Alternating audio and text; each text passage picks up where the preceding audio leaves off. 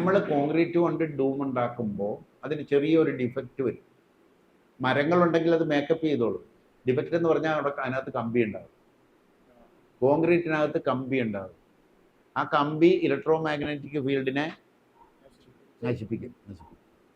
നമ്മൾ തലങ്ങും വിലങ്ങും കമ്പി ഇട്ടിട്ടല്ലേ കോൺക്രീറ്റ് ഉണ്ടാക്കാൻ പറ്റും. അതേസമയം ഇതുപോലെ തുളച്ചെടുക്കാമെങ്കിൽ കരിങ്കല്ലിൽ തുളക്കണം. ഇതെപ്പോഴാണ് ഇടിഞ്ഞു വീഴണമെന്ന് പറയാൻ പറ്റില്ല. ഈസി അല്ലേ?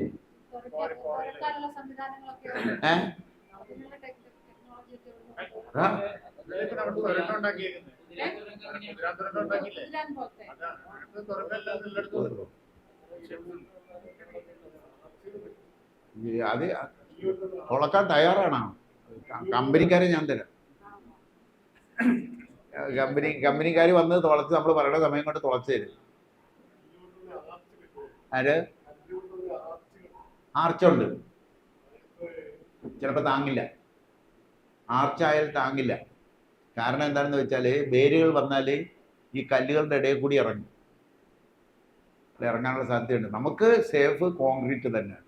അതിനൊരു ചെറിയ ദോഷമുണ്ടെങ്കിൽ കോൺക്രീറ്റ് തന്നെയാണ് സേഫായിട്ട് നിൽക്കാൻ പറ്റുന്ന സാധനം.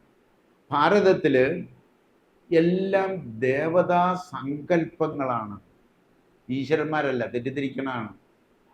ഈ 33 കോടി ദൈവങ്ങൾ എന്ന് പറഞ്ഞാൽ 33 കോടി ദൈവങ്ങളല്ല, ദേവതാ സങ്കല്പങ്ങളാണ്. ദേവതാ സങ്കല്പങ്ങൾ.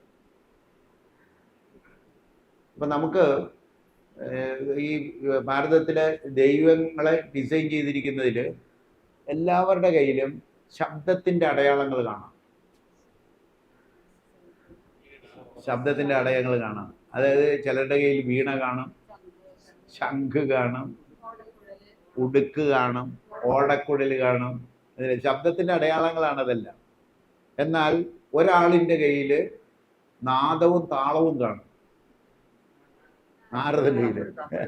നാരദൻ്റെ കയ്യിലാണ് രണ്ടും കൂടി പിടിച്ചിരിക്കുന്നത് നാരദൻ. അതുകൊണ്ടാണ് നാരദൻ എന്ന് പറയുന്ന സങ്കല്പത്തെ ഗുരുവായിട്ട് എടുത്തിരിക്കണം.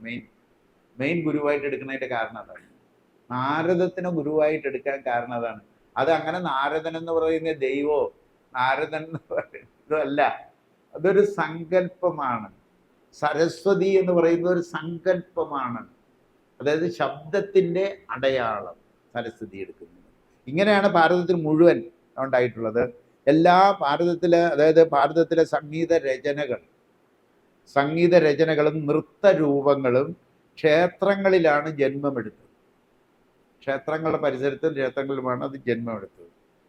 വിദ്യാലയത്തെ എന്താ വിളിച്ചത്? ഭാരതം വിദ്യാലയത്തെ എന്താ വിളിച്ചത്? സരസ്വതി ക്ഷേത്രം എന്നാണ് വിളിച്ചത്.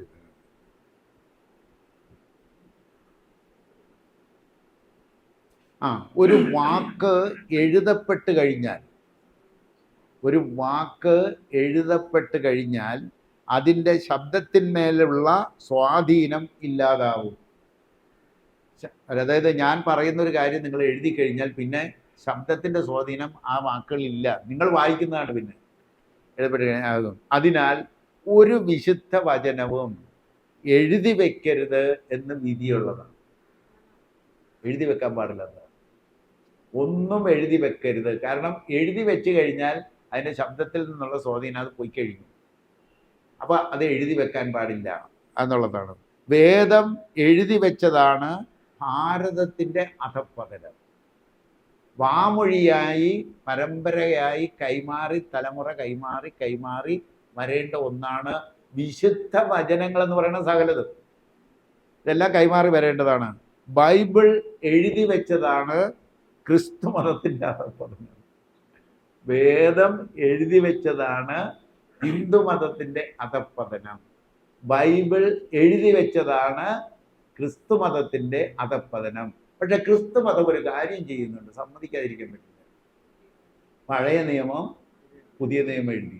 ഇന്ന് ഈയിടെ എനിക്കൊരു മെസ്സേജ് കിട്ടിയത് വീണ്ടും അത് പുതുക്കാനുള്ള ഒരു കൂട്ടം വർക്ക് ചെയ്യുന്നുണ്ട്.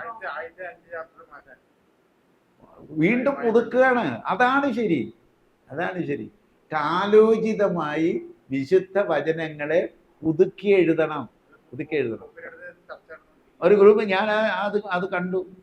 അതിന്റെ ചർച്ചകൾ നടന്നിട്ടില്ല. അതായത് വളരെയധികം ചിന്തിക്കുന്ന, ഉയർന്ന തലത്തിൽ ചിന്തിക്കുന്ന ക്രിസ്തു മതത്തിലെ ഈ അച്ഛനേക്കാളും കൂടിയ ആൾക്കാരുണ്ട്. ബിഷപ്പുമാരുടെ ഒരു ഗ്രൂപ്പ് ഇന്ന് വർക്ക് ചെയ്യുന്നുണ്ട്. അവരുടെ ഉദ്ദേശം ഇതാണ്: പഴയ നിയമം പുതിയ നിയമം എഴുതിയതുപോലെ തന്നെ വീണ്ടും ഒരു പുതുക്കാൻ സമയമായി എന്നുള്ളത് കൊണ്ട് അവർ പുതുക്കി എഴുതുന്നുണ്ട്. അതാണ് ചെയ്യേണ്ടത്. പക്ഷേ ഖുറാനും എഴുതി വെച്ചതാണ് അതിൻ്റെ അകത്ത്. നമ്മുടെ മതഗ്രന്ഥങ്ങൾ മുഴുവൻ വിശുദ്ധ വചനങ്ങളാണ്. അത് എഴുതി വെക്കരുത്, എഴുതി വെക്കാൻ പാടില്ല.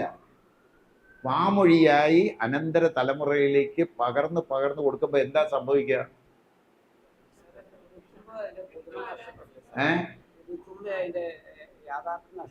നഷ്ടപ്പെടുകയാണോ ചെയ്യുക, അതോ കാലോചിതമാക്കുകയാണോ ചെയ്യുക? അല്ല, അങ്ങനെയല്ല. പഴയ ആൾക്കാർ അന്ന് ഉദ്ദേശിച്ച സത്യം എന്താണ് ഇന്നുള്ളവർക്കും ഗ്രഹിക്കാൻ പറ്റിയില്ലല്ലോ. അതെങ്ങനെ പറ്റാതിരിക്കുക? എവല്യൂഷൻ എന്ന് പറയുന്ന ഒരു കാര്യം ഇവിടെ നടന്നുകൊണ്ടിരിക്കുമ്പോൾ പഴയ തലമുറയെക്കാളും ബെറ്റർ തലമുറയായിരിക്കുമോ നമ്മൾ, അതോ പഴയ തലമുറയെക്കാളും മോശം തലമുറയായി?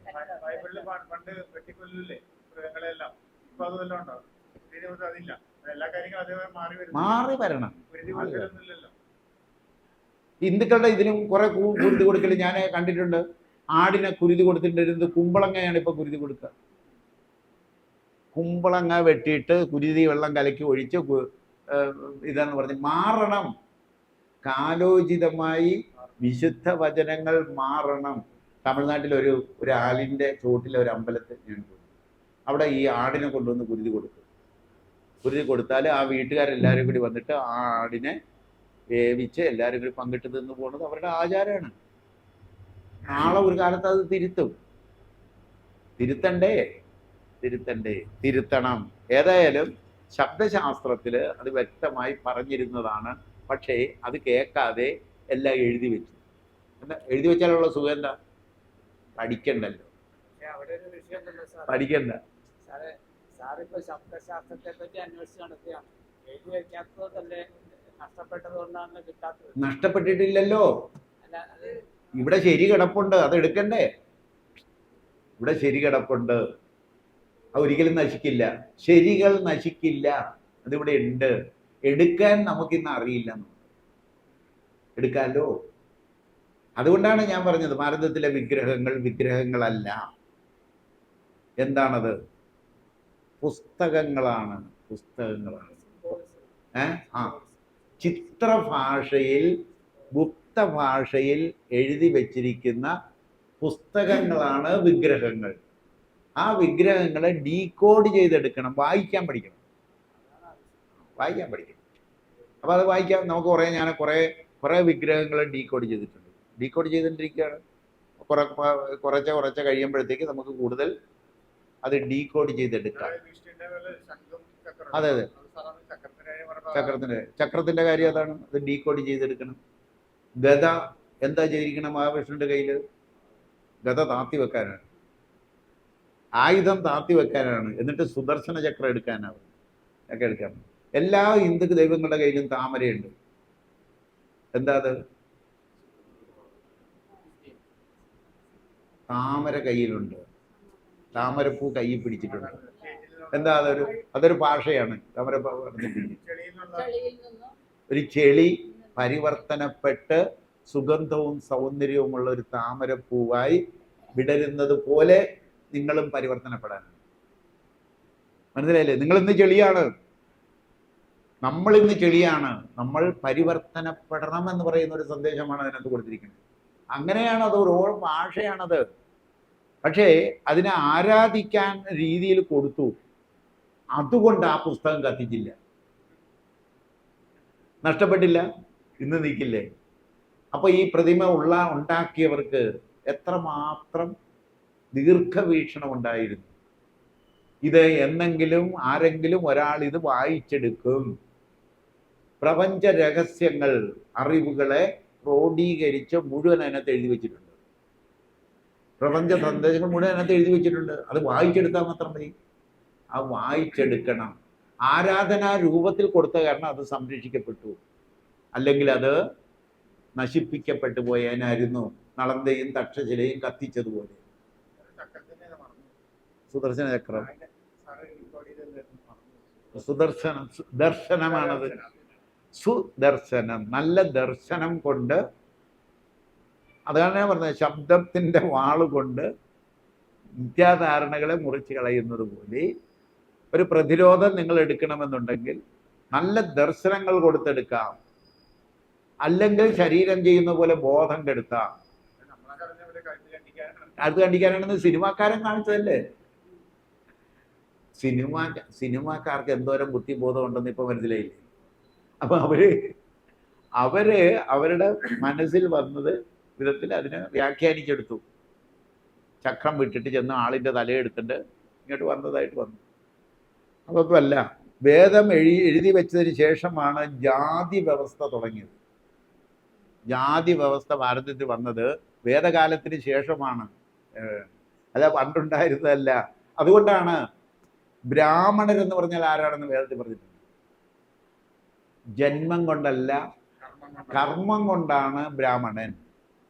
ഇന്നങ്ങനെയാണ്.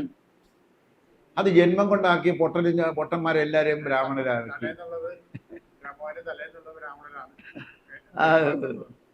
അല്ല, ജനിക്കുന്ന ഏത് പൊട്ടനും പൂണൂലിട്ട് ബ്രാഹ്മണനാക്കി. അങ്ങനെയല്ലത്. നളന്തയ്ക്ക് തീയിടുമ്പോൾ, നളന്ത കത്തിക്കുമ്പോൾ അത് വെറും 6 പേരാണ് ചെയ്തത്. 6 പേർ മാത്രമായിരുന്നു. എപ്പോഴാണെന്നറിയാമോ? ആയിരങ്ങൾ നോക്കി നിൽക്കെ വെറും 6 പേരാണ് ഇതിന് തീയിട്ടത്. ആണ്. കാരണം എന്താണെന്ന് അറിയാമോ? അതായത് ഇത് നശിച്ചാലും കുഴപ്പമൊന്നും വരില്ല, ഇത് കത്തിച്ച് കളഞ്ഞാലും ഇവിടെ ഒരു കുഴപ്പവും വരില്ല. വാമൊഴിയായിട്ട് പകർന്നു കൊടുക്കാനുള്ള അറിവുള്ളവരാണ് ഇതെല്ലാം നോക്കുന്നത്. പിന്നീട് വന്നവര് അത് കൈമാറിയില്ല, കഴിവ് കൈമാറില്ല. അത് ശാസ്ത്രം പഠിച്ചവർക്ക് അറിയാമായിരുന്നു. നളങ്കി തീയിടുന്നത് നോക്കുന്നത്, അത് തീയിട്ട് നശിപ്പിച്ച സകല അറിവുകളും തിരിയെ കാലം കൊണ്ടുവരുമെന്ന് അവർക്കറിയാമായിരുന്നു. ഇത് കാലം കൊണ്ടുവരും. ശബ്ദം എന്ന് പറഞ്ഞാൽ 6 ഊർജങ്ങളുടെ ആകത്തുകയാണ്. ഏതെല്ലാമാണ് ആ ഊർജങ്ങൾ? നമ്മൾ പഠിച്ചു. ഇതൊക്കെ ഇടയ്ക്കിടയ്ക്ക് പഠിപ്പിച്ചിട്ടുണ്ടായിരുന്നു. ഊർജങ്ങൾ അറിയാമല്ലോ. Heat energy, light energy, electrical energy, magnetic energy, atomic energy, wave energy. ഇതിനെ മനസ്സിലാക്കിയിട്ടാണ് നമ്മൾ ശംഖുലി രൂപപ്പെടുത്തിയിരിക്കുന്നത്. ശംഖുലി ചെയ്തു കൊള്ളുക. എക്സർസൈസ് ഡെവലപ്പ് ചെയ്തിരിക്കുന്നതും ശംഖുലി ഡെവലപ്പ് ചെയ്തിരിക്കുന്നതും സകലതും, ഈശ്വര സങ്കല്പം കൊടുത്തിരിക്കുന്നതും ഈശ്വര പ്രാർത്ഥന കൊടുത്തിരിക്കുന്നതും സകല സാധനങ്ങളും നിങ്ങൾക്ക് കൂടുതൽ മനസ്സിലാക്കി വരുമ്പോൾ വ്യക്തമായി വരും.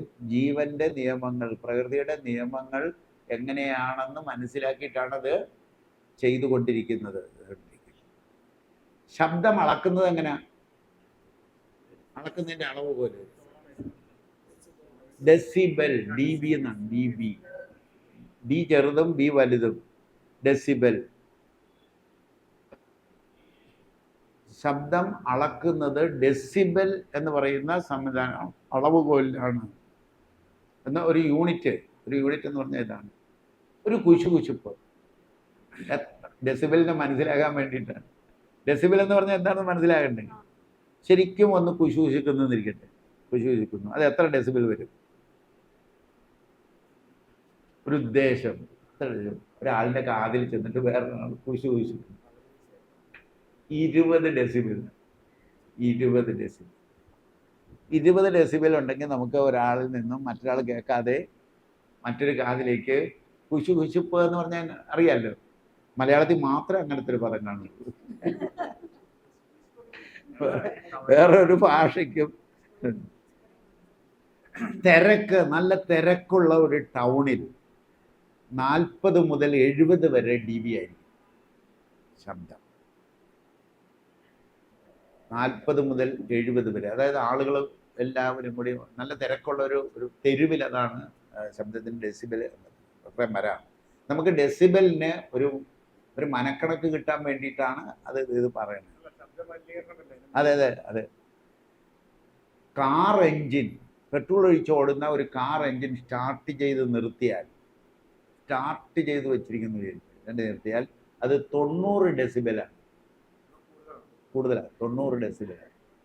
ഇപ്പം അത് സൗണ്ട് കുറക്കാനുള്ള ഒരുപാട് സംവിധാനങ്ങൾ ഡെവലപ്പ് ചെയ്തിട്ടുണ്ട്. പണ്ടത്തെ കാറിൻ്റെ കാര്യമാണ് ഈ എഴുതിയിരിക്കുന്നത്. ഒരു ജെറ്റ് വിമാനം 150 ഡെസിബൽ സൗണ്ട് ഉണ്ടാക്കും. 150 ഡെസിബൽ, 150. ഇന്ത്യയിൽ ഒരു ശബ്ദത്തിന് ഒരു മാനദണ്ഡം തീരുമാനിച്ചിട്ടുണ്ട്. ഇത്ര ഡെസിബലിൽ കൂടുതൽ വരാൻ പാടില്ല. അത് 85ആണ്.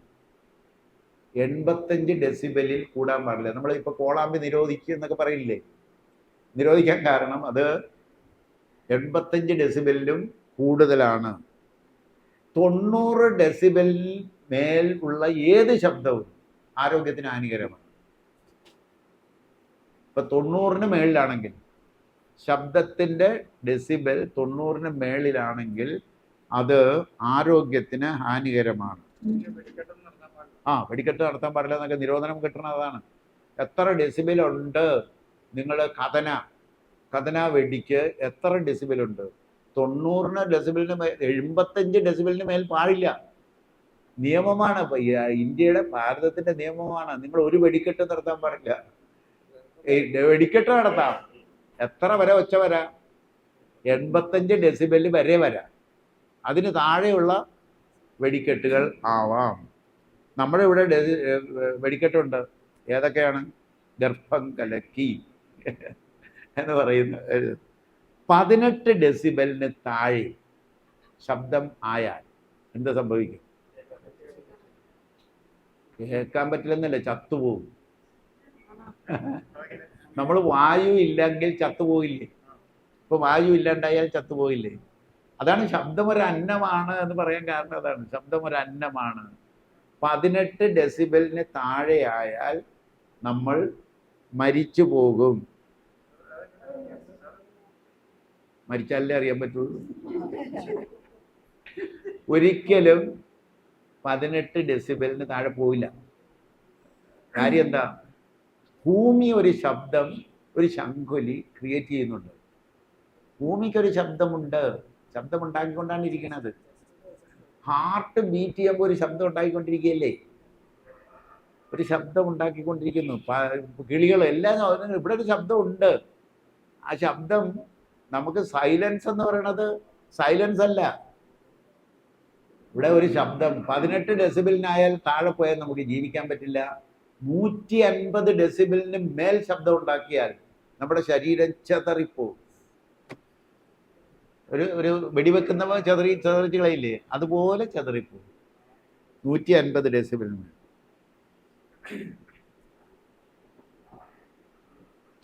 അതായത് ഒരു തോക്കുണ്ടാക്കി 150 ഡെസിബൽ ശബ്ദത്തിൽ നേരെ കോൺസെൻട്രേറ്റ് ചെയ്ത് അങ്ങ് അടിക്കുകയാണെങ്കിൽ നമ്മുടെ ശരീരം ചെതറിപ്പോവും. അതിനകത്ത് ഉണ്ട വേണമെന്നില്ല. ഇസ്രായേൽ അതാണ് ഉപയോഗിക്കുക. ശബ്ദത്തിനാണ് അവർ ഉപയോഗിക്കുക. നല്ല കാര്യത്തിന് ഉപയോഗിക്കുന്നതിന് പകരം ചീത്ത കാര്യത്തിന് ഉപയോഗിക്കുന്നു എന്ന് മാത്രമേ ഉള്ളൂ. നേരത്തെ പറഞ്ഞതാണ്, ശബ്ദശാസ്ത്രത്തിന്റെ കലയാണ് അധ്യാപനം.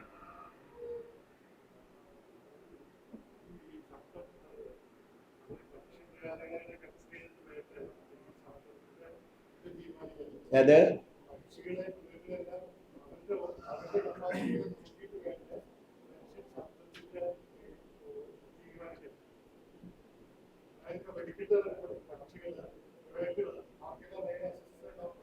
അതെ. ഇപ്പൊ വെടിക്കെട്ട് നടത്തുമ്പോ എൻ്റെ വീട്ടിലൊരു പട്ടി ഉണ്ടായിരുന്നു. ഇരുന്നിങ്ങനെ കിളിയില കിടക്കും. അമ്പലത്തില് നിങ്ങൾ ഈ അടി ഉണ്ടാക്കിയിട്ടുള്ള സകല പള്ളികളിലും കൊടിമരം എവിടെയാണ് വെച്ചെന്ന് നോക്കിയാൽ മതി. കൊടിമരത്തിനൊരു സങ്കല്പമുണ്ട്, സ്ഥാനമുണ്ട്. അല്ലാത്തടത്ത് കൊണ്ട് വെച്ചാല് അടി ഒഴിയില്ല. ക്രിസ്ത്യൻ സമൂഹത്തിൽ തമ്മിലടി പെരുകാൻ കാരണം കൊടിമരമാണ്. കൊടിമരമാണ്. അത് മനസ്സിലായിട്ടില്ല, ഇതുവരെ മനസ്സിലായിട്ടില്ല. ക്രിസ്ത്യൻ സമൂഹം മുഴുവൻ തമ്മിലടിക്കല്ലേ ഇപ്പൊ. അതിന്റെ കാരണം കൊടിമരം തോന്നിയെടുത്ത് കൊണ്ട് വെച്ചിട്ടാണ്. ഇപ്പൊ ഈ അമ്പലത്തിൽ കൊടിമരം പണിയുമ്പോഴേ അതിന് പ്രത്യേകിച്ച് പരിപാടിയുണ്ട്, അതിന് ശവദാഹം വരെയുണ്ട്. ഇപ്പൊ നിലവിലുള്ള കൊടിമരം മാറ്റി പുതിയ കൊടിമരം പണിയുമ്പോൾ ആദ്യത്തെ കൊടിമരം എടുത്തിട്ട് അതിന് ശവദാഹ കർമ്മമുണ്ട്. ആ സാധനത്തിന് സ്ഥാനമുണ്ട്. അതിൽ ഓരോ പറയ്ക്കും ഓരോ പറയുണ്ടല്ലോ, ഈ ഓരോ പറയും ഓരോ സങ്കല്പത്തിന്റെ പുറത്ത് വെച്ചിരിക്കുന്ന സാധനമാണ്. അത് അത് വെറുതെ എടുത്തോണ്ട് വെക്കരുത്, ഇതുപോലെ വെച്ചോ. ഇത് എന്തിനാണ് ഉണ്ടാക്കിയിരിക്കുന്നത് മനസ്സിലാക്കിയിട്ട് ഒരു കൊടിമരം പണിതു, അതിന്റെ അഡ്വാൻറ്റേജ് കിട്ടും. അല്ല അടിയൊഴിയില്ല. നോക്കിക്കോ നിങ്ങൾ, പണിതിട്ടുള്ള സകല പള്ളികളിലും കൊടിമരം പണിതിട്ടുള്ള സകല പള്ളികളില് അവരുടെ പള്ളിയുടെ ഇതിൽപ്പെട്ട എന്താന്ന് പറയുന്നത് ഇടവക, ഇടവക മുഴുവൻ കൂടി അടിയായിരിക്കും. അവിടുത്തെ വന്ന അച്ഛനെ അവർ കടത്തും. ഇടവകക്കാർ വിചാരിക്കണത് മാത്രമേ അച്ഛൻ പറയാവുള്ളൂ, ബൈബിൾ പറയണ്ടെന്ന് പറയും. ആരെ നിങ്ങൾ പറയണ്ട, തമ്മിലടിച്ച് തീർന്നോളും.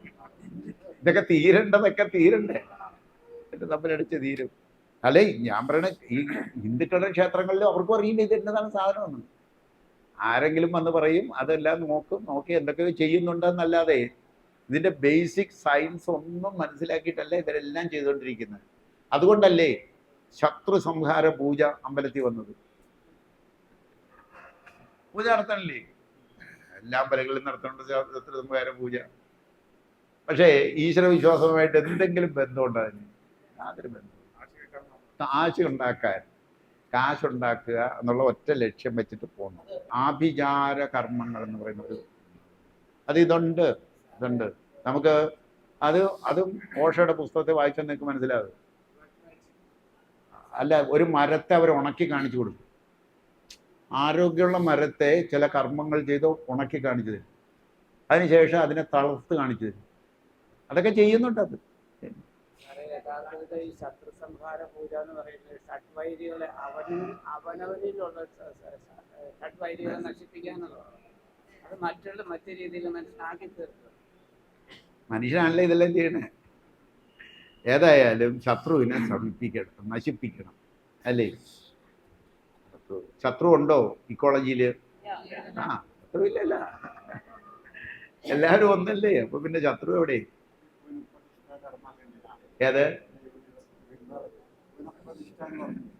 അത് അപ്പൊ ഇതിന് ശക്തി ക്ഷയിച്ചു എന്ന് തോന്നുമ്പോ ഇതിനെ പുനഃപ്രതിഷ്ഠ എന്ന് പറഞ്ഞിട്ട്, അതായത് ആവാഹനം എന്ന് പറയുന്ന ഒരു സാധനമുണ്ട്. നമ്മൾ എക്സർസൈസ് ചെയ്യുന്നത് ആവാഹനമാണ്. അതായത് കുറച്ചുകൂടി ആകുമ്പോഴത്തേക്ക് മനസ്സിലാകും. അതൊരു ആവാഹന ക്രിയയാണ്. നമ്മുടെ പുറത്തും ആനന്ദമുണ്ട്, അകത്തും ആനന്ദമുണ്ട്. പുറത്തുള്ള ആനന്ദത്തെ ആവാഹിച്ചെടുക്കാം. അത് ചെയ്ത് മനസ്സിലാക്കിക്കൊള്ളുക. ശബ്ദത്തിൻ്റെ ചിത്രമാണ് ലിപി. ഒരു ലിപി എന്ന് പറഞ്ഞാൽ എന്താ? ആ എന്ന് ഞാൻ പറയുമ്പോൾ ആ എന്ന് എഴുതി, വേറൊരാൾക്ക് ആ എഴുതിയിരിക്കണ കണ്ടാൽ എന്ത് വായിക്കാം? ആ. അതായത് ശബ്ദത്തിൻ്റെ ചിത്രമാണ് ലിപി. പിടികിട്ടിയല്ലോ? മരണപ്പെട്ട ശബ്ദമാണ് പുസ്തകം. അതുകൊണ്ട് എഴുതി വെക്കരുതെന്ന് പറഞ്ഞതിന്റെ കാരണം അതാണ്. മരണപ്പെട്ട ശബ്ദമാണ് പുസ്തകം. അത് മരിച്ചു, അതിനകത്ത് ശബ്ദം മരിച്ചുപോയി.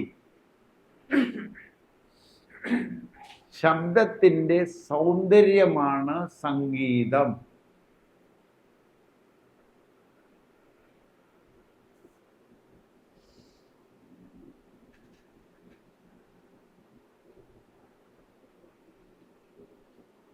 ശബ്ദം അനന്തമാണ്. നേരത്തെ പറഞ്ഞു, ഏത് ശബ്ദമാണ് അനന്തം? നിയമാനുസൃതമായ ശബ്ദം, പ്രകൃതി നിയമാനുസൃതമായി ഉണ്ടാക്കുന്ന ശബ്ദം അനന്തമാണ്. അത് ഇന്നല്ലെങ്കിൽ നാളെ നടപ്പിലാകും. അപ്പൊ ഇന്ന് നടപ്പിലായില്ല എന്ന് പറഞ്ഞിട്ട് പ്രകൃതി നിയമാനുസൃതമായതിന് പറയാണ്ടിരിക്കരുത്. പറഞ്ഞുകൊണ്ടേയിരിക്കുക. ശബ്ദം അനന്തമാണ്. എന്നാൽ ലിപിയോ, ലിപിക്ക് പരിമിതികളുണ്ട്.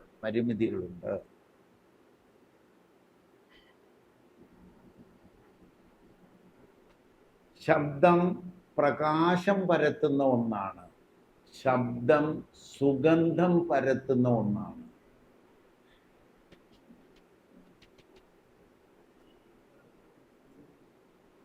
ദുർഗന്ധം പരത്തുന്ന ശബ്ദമില്ലേ? എന്താ അത്? തെറി പറഞ്ഞാൽ ദുർഗന്ധം പരത്തുന്ന ഒന്നാണത്. സുഗന്ധം പരത്തുന്ന ഒന്നാണ്. സുഗന്ധം പരത്തുന്ന ശബ്ദം എന്ന് പറഞ്ഞാൽ എന്താ? ആരിൽ നിന്നാണ് വരുന്നത്? ഒരാളിൽ നിന്നും സുഗന്ധം പരത്തുന്ന ശബ്ദം ഉണ്ടായാൽ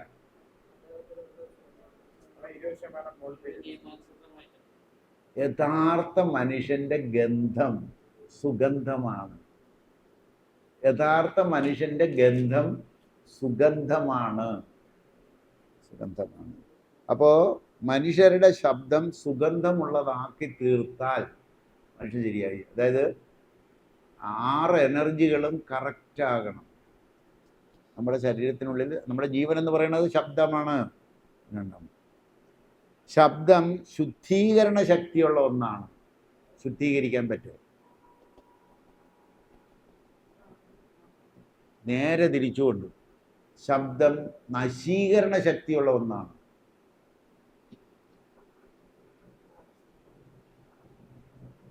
അതുകൊണ്ടാണ് ആരെയും അധിക്ഷേപിക്കരുത്. നമ്മൾ മരിക്കുന്നതിൻ്റെ കാരണം നമ്മുടെ ഉള്ളിലെ ജീവൻ എന്ന് പറയുന്ന ശബ്ദം ശരിയല്ലാത്തതായതുകൊണ്ടാണ് നമ്മൾ മരിക്കണേ. അത് തന്നെ ശബ്ദം നശീകരണ ശക്തി. ആരെയും പ്രാകരുത്, ശപിക്കരുത്. നീ ഒടുങ്ങിപ്പോണേന്നൊന്നും പറയരുത്. ഒടുങ്ങിപ്പോയിരിക്കും. അത് ഏക്കും.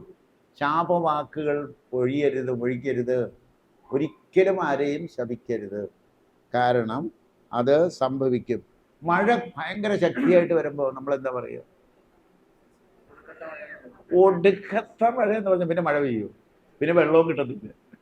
കാരണം എന്താ? ഈ ഭൂമിയിലുള്ള സകല മനുഷ്യരും കൂടി പറഞ്ഞുകൊണ്ടിരിക്കുക എന്താ ഒടുക്കത്തെ മഴ. അതിന് നാശം, ഈ നാശം എന്ന് പറഞ്ഞാൽ പറഞ്ഞിട്ടിരിക്കുന്ന മഴ പെയ്യില്ല. വരുമില്ല, തിരിച്ചു വരുമല്ലോ. തിരിച്ചു വരും, തിരിച്ചു കൊള്ളും. അത് ഞാൻ പറഞ്ഞല്ലേ, നിങ്ങൾ സമൂഹത്തിലേക്ക് എറിയുന്ന മുള്ളുകളാണെങ്കിൽ എങ്ങനെയായിരിക്കും വരിക? അത് ഇപ്പൊ നിങ്ങൾ ശപിച്ചാലോ 10 മടങ്ങായിട്ട് വേറെ ഏതെങ്കിലും വിധത്തിൽ ഇത് തിരിച്ചു വന്നിട്ടേയിരിക്കും. ശബ്ദത്തിൻ്റെ രൂപമാണ് ശരീരം. ശബ്ദത്തിൻ്റെ രൂപം, അതായത് ശബ്ദം രൂപം ആയി മാറുന്നതാണ് നമ്മൾ, അല്ലേ? എല്ലാ എനർജികളും വന്നിട്ട് പഞ്ചഭൂതങ്ങൾ 5 ആയി. അതെല്ലാം കൊണ്ട് നമ്മൾ രൂപമായി. ശബ്ദത്തിൻ്റെ രൂപമാണ് നമ്മളുടെ ശരീരം. അത് ഒരു പാട്ടിൽ നിങ്ങൾക്ക് കാണാം. ശങ്കരാഭരണത്തിൽ നാദ ശരീരാപര പറഞ്ഞു വെച്ചിട്ടില്ല. അത് നമ്മുടെ ശരീരം എന്ന് പറയുന്നത് ശബ്ദം തന്നെയാണ് രൂപം. മരണപ്പെട്ട ശബ്ദമാണ്, നേരത്തെ എഴുതി, മരണപ്പെട്ട ശബ്ദമാണ് പുസ്തകം. ശരീരത്തെ പറ്റി പറഞ്ഞു. ശബ്ദത്തിൻ്റെ രൂപമാണ് ശരീരം. മരണപ്പെട്ട ശബ്ദമാണ് ശവശരീരം. ഇവ രണ്ടിനെയും, അതായത് പുസ്തകത്തെയും ശവശരീരത്തെയും നിന്ദിക്കരുത്.